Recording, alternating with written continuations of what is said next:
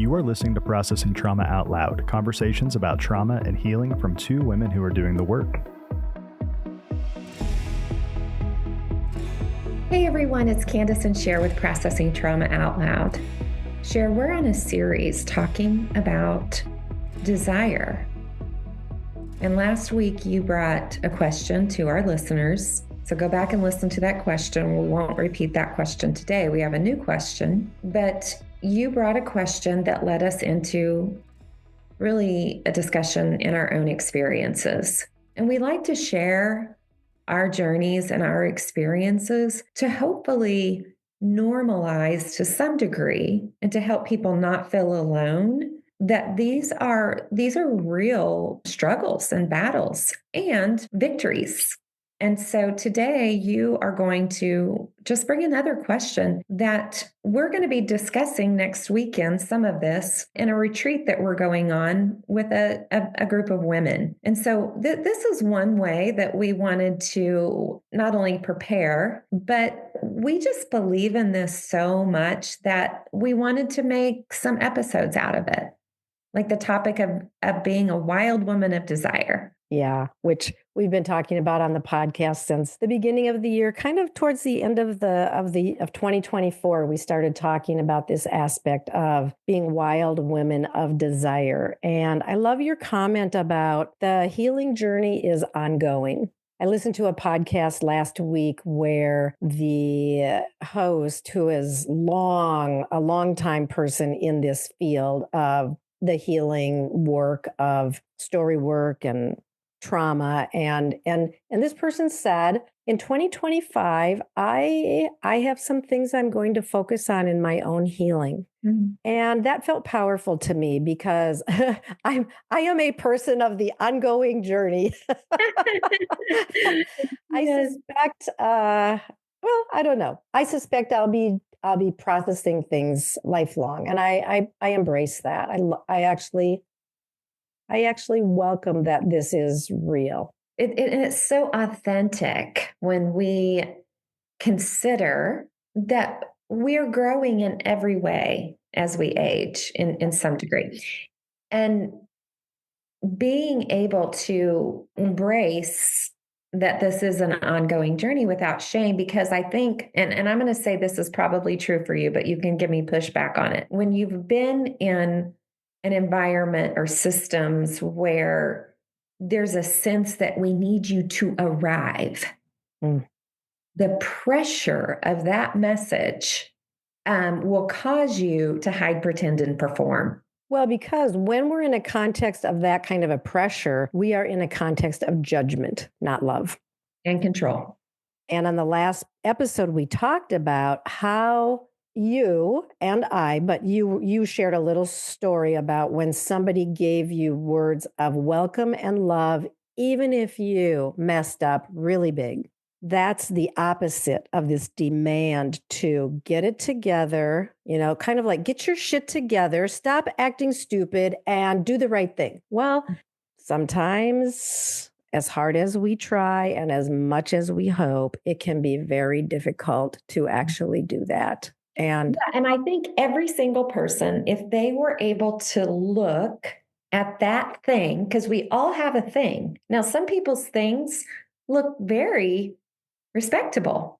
It could be being a workaholic. Yeah.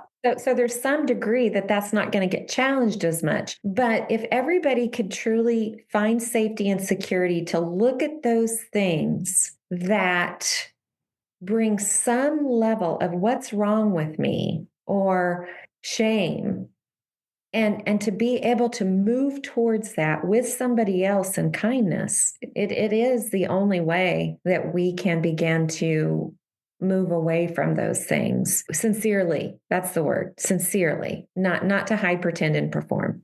And we are wild women of desire who desire to find healing in those areas. And we're actively doing the work. And part of that work has been coming into this awareness that we are wild women of desire, and we are reconnecting with some lost parts of ourselves. So today we're going to bring another question, and this is the question that we're going to talk about for today. Does it feel vulnerable for you to hope that your desires will be realized? What does that vulnerability feel like to you?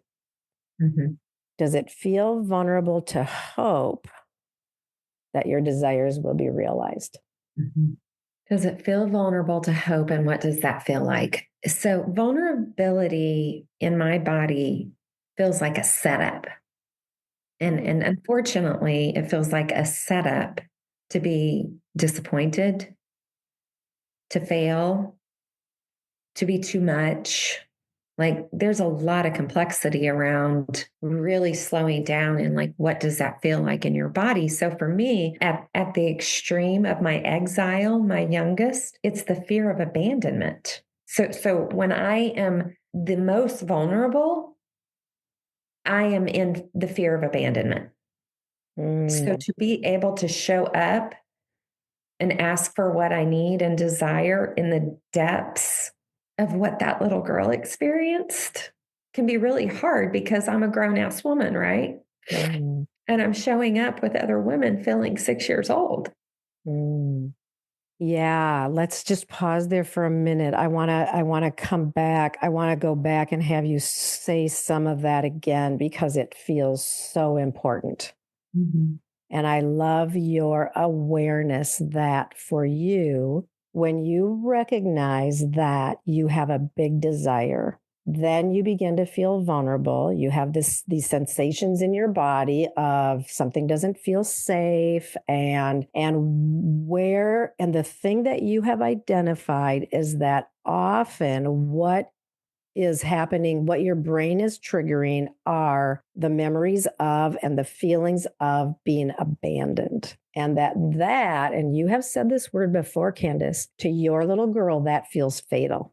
Yeah. So I want to stay here, but I want to say one thing here. So for you to recognize your desires and that you are desiring something big can immediately put you into a space of feeling a sense of fatality. Absolutely. And this has been the work, of what's true for me in those moments. I wished I could say I have arrived, but I am. I noticed. So I'll just be very honest. This happened to me a little over a week ago. And so the franticness that I was feeling on the inside, I immediately reached out to let people know I'm here again. And I hadn't been there to that degree for a very long time. I was traveling and there was something about kind of being away from my people, if you will, that triggered that. And I mean the outpouring of lavish goodness and love that came after me. I got out of that quicker than I ever have without hurting myself or someone else. Yeah. Wow. Just feels like such a significant thing that you have awareness of. Mm-hmm. That this place of desire has in the past often led you to deep feelings of abandonment and the sense of can I survive this? So of course, as you said last episode, of course you figured out a way to be happy enough with breadcrumbs because to desire the really big things is way too unsafe. Mm-hmm. Yeah. And can we name the really big things? Because this is such a history in our podcast of Kurt Thompson's 4 S's. Yeah. Our biggest desires center around being seen, being soothed, feeling safe, and feeling secure. And that we believe that's actually true for everybody, whether they can name it that or not. And it might look like what I'm really desiring is this particular kind of relationship, or what I'm really desiring is this amount of money in my bank account, but it always comes back to what I'm really desiring is being seen, soothed, safe, and secure. And Yeah, I love that you brought that up. That just feels like there's a simplicity there that if we can keep coming back to that, that's our deepest longing. So that when we're desiring something and we begin to notice like, ooh, I'm feeling dysregulated, or I'm feeling, I feel the minute I give way to this desire, fear sets in or something that causes me then to sabotage. But if we can put our finger on what I'm really longing for is for somebody to move in close and say, I see you. I see your pain. I see your struggle, whatever. Yeah. So that's the feast. And if we don't reach out to our resources, inner and outer, because we develop even our inner resources that sometimes we can really hold that and work through it ourselves. But if we don't do that, what we do is, so I wrote about this a long time ago, the difference between peace and relief. Okay. So real peace comes through real good, healthy resources. But if we're not slowing down and able to do that, or will do that for whatever reason, we will turn to temporary relief in some way, whether that's complete dissociation or, even literally just going to sleep, or, numbing out in some way with a substance. Because if we have to take care of our own dysregulation, our resources are limited. And numbing out is usually the only thing that we even know. Yeah, it's true. Yeah. So, Sher, would you mind reading that question again? Because I want our listeners to hear what this is like for you. Does it feel vulnerable for you to hope that your desires will be realized? What does that vulnerability feel like to you?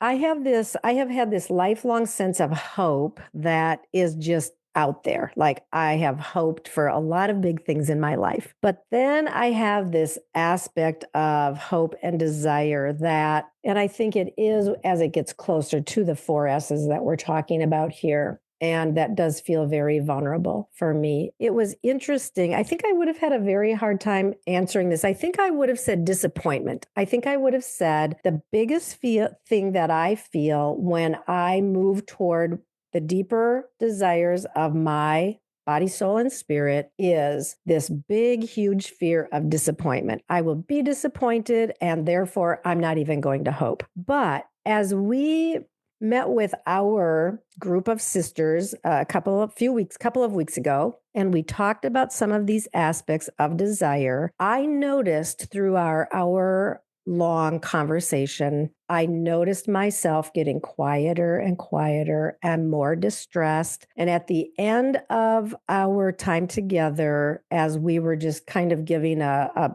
2 or 3 word, what are you feeling as we end our time together? I wasn't even sure what I was feeling. And somebody else said, I think I feel heartbreak. And boom, for me, that was what I was really feeling. And I think that for me, often when I get closer to the things that I am desiring, this has been true for me. I think I feel this sense of this is too risky. I can afford to reach out and hope that goodness will be coming. Because if it doesn't, my heart will be broken again. And I don't know if I have the capacity for any more heartbreak. So I think for me, that awareness just feels so huge because there's a bind in that belief and experience. I've experienced it. It's true, but the bind. And there's a risk. Yeah, huge risk. I'm not going to desire the really big things. I'm not going to allow myself because I can't bear the risk of my heart being broken again. Do you feel okay with sharing how you handled that space? Being very close to what's going on in my body. We've talked about this so many times, but recognizing the sensations in my body has been life-changing. So now I know when I begin to tremble, that is a moment for me to slow down and tune in and find out what is going on here. And so for me to recognize this aspect of heartbreak and then be able to come in closer, like, why am I what is that about heartbreak? Like, what is my fear there? Or what am I afraid is going to happen? For me to slow down, get in touch with what's going on in my body, get in touch with my story, which I know my story pretty well now. So when I see this happening, I can tune in to, oh yeah, here's where there's been some real pain in my past in this particular area. And then be there with that, hold it with compassion, not judgment, not shame. Though, I mean, if shame comes, then I can face that and move that. But holding my story, my little girl, my heart with compassion in that moment, and then being able to take a little step. This, again, I will say, this is I am so focused on rewiring my brain. Like, this is a front burner thing for me. I want the new neural networks so that when I get triggered in those spaces, my brain has the wherewithal to keep my prefrontal cortex online. And Sher, I want to just stop you for a minute. This is something that we hear about a lot. Rewire your brain. You can rewire. But I want to say you are very articulate about how that's done. This is one way we can do this. Your desire for that to happen, and I will say even your growing desire, I've seen that just really come alive in this the whole time, but especially in this last year. What is it like to notice, oh, I think there's some new neural networks happening here? I see it happening when I go into spaces and I get close to dysregulation. In the past, it would have taken me out, but now I get closer to dysregulation, or I get a little dysregulated. I go on the window of tolerance. We've talked about that in the past, but I get a little bit out there, and then I'm able to recognize what's going on and bring myself back to this place where I'm in the present moment, and I can make my way through. And often that is with help, where I will reach out and say, well, I need to talk through something. Will you be with me? Or I need some feedback, or I need some care. Yeah, I'm super passionate about it because it feels like this is the way that we are able to get unstuck and move through life, move into life, through life, in our relationships in a different way. Yes, and it's the way of joy. I'm sitting here thinking about all the finances that I have poured into different things, education, whatever, house stuff. Like, I can name a lot of things, but I'm listening to you thinking at the end of the day, the healing of our childhood trauma and the investments that we make into that is what allows us to experience joy in this ever-changing, sometimes scary world. Yeah. Can we weep with those who weep, but are we able to have joy with those who have joy? And I will say the healing of childhood trauma, the rewiring of our neural pathways is what allows us to not fake it until we make it. Yeah. We can experience real, overflowing, abundant life and joy 24/7. No, because I'm just going to say that almost feels yucky to me that I would not allow myself to be human. To be human. Yeah. Yeah. So let's normalize that we are created to hold sorrow and joy. That combination is beauty in the human heart. Okay, I'm really loving these discussions. Me too. And we are going to come back and do another one on desire, maybe with a new question. I don't know what you have up your sleeve. Oh, yeah. But it was a wonderful conversation today with you. And I just share, I am so grateful for you. I am honored to be your friend, to be your colleague, to heal together, to get to love you, and to get to experience your lavish love. I want to thank you. I receive that, and I will just say, and right back at you, friend. 100%. Good to be with you. Good to be with you too, Kandace. Love you so much. Love you too. Thank you for listening to Processing Trauma Out Loud. Make sure to check out the show notes for links to suggested resources and social media. Like, subscribe, and follow to keep up with our weekly content. And if you don't mind, take a moment to rate and review us. Your feedback is extremely valuable and contributes to the success of this podcast. One last thing. If you have found this podcast helpful in any way, or if you have questions on how to take the next steps on your healing journey, please reach out to us via email at KandaceSher@gmail.com. That's KandaceSher@gmail.com. Our sound engineer is Jeremiah Jones of Auditory LLC. We welcome you to join us for more conversations soon. Take care.